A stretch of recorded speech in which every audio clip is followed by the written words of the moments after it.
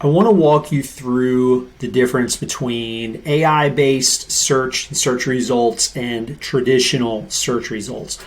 So I'm going to jump in. We're going to look at both Google and we're going to look at Bing's Copilot. So you can see the differences, not only in terms of just AI and traditional, but also between these two distinct models. So the first thing we're looking at here is this is traditional Google search. The term we're going for is tax deductions for farmers. So you can see here we're getting results. And so the first thing I'll point out, this is traditional search, but we're still seeing Google's movement towards this idea of zero-click search. In other words, you're not having to click off to go to another website to get some answers to your questions. And so it gives these drop downs and it gives these summaries from a variety of different websites. Now, we'll point out this one here, CRS CPAs. This is one of our clients, and they have niched down. They do a lot of work with farm and ag. And so a lot of their content is rifled in on that particular niche.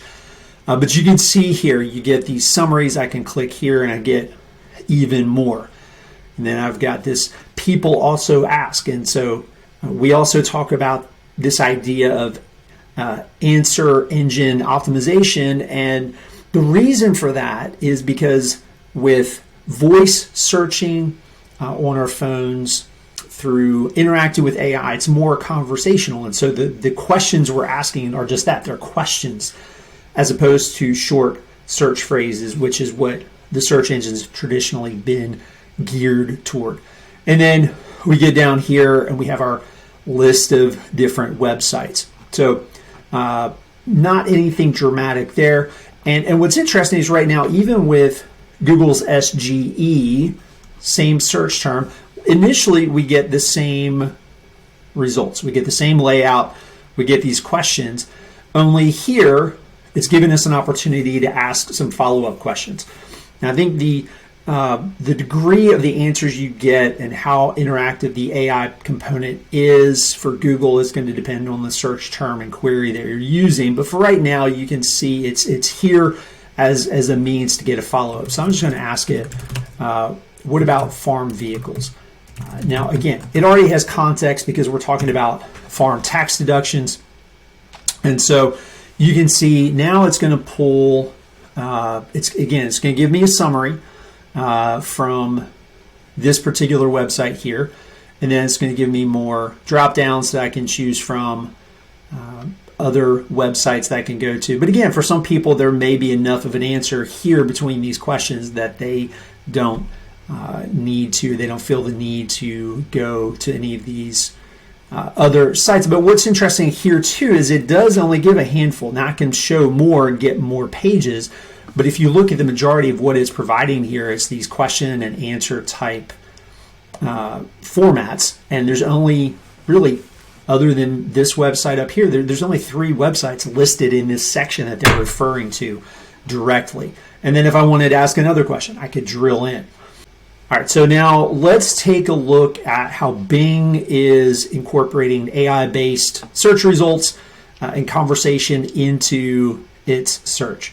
Now, you can see here the search query tax deductions for farmers. So using the same query, and you can immediately see Copilot is right here as your second option.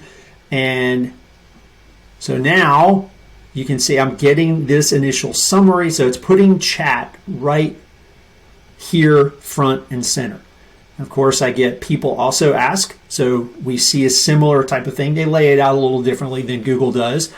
But then over here, if I want to see more, now I'm getting the AI generated answer to my query. And you can see what it's doing is it's creating a pretty robust summary of information.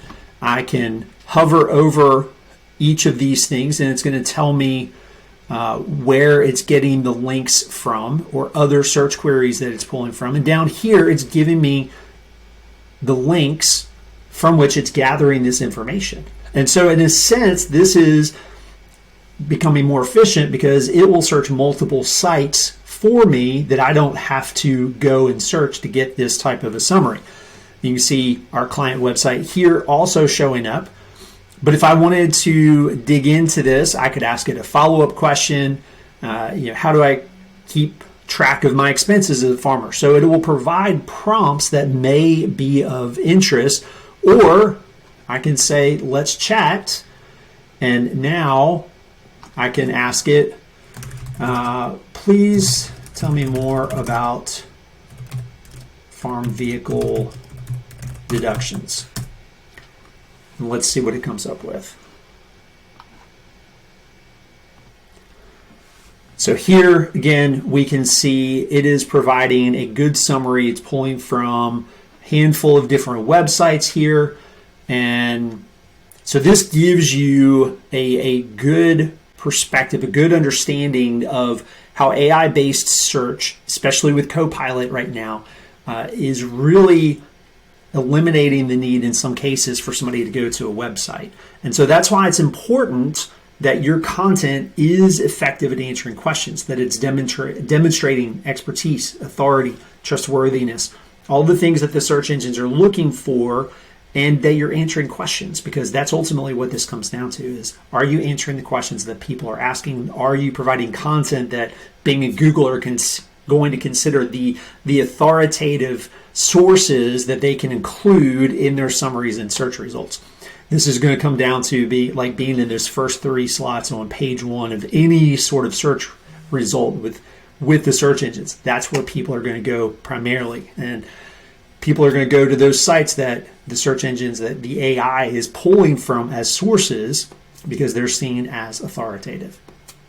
Let us know if you have any questions on this.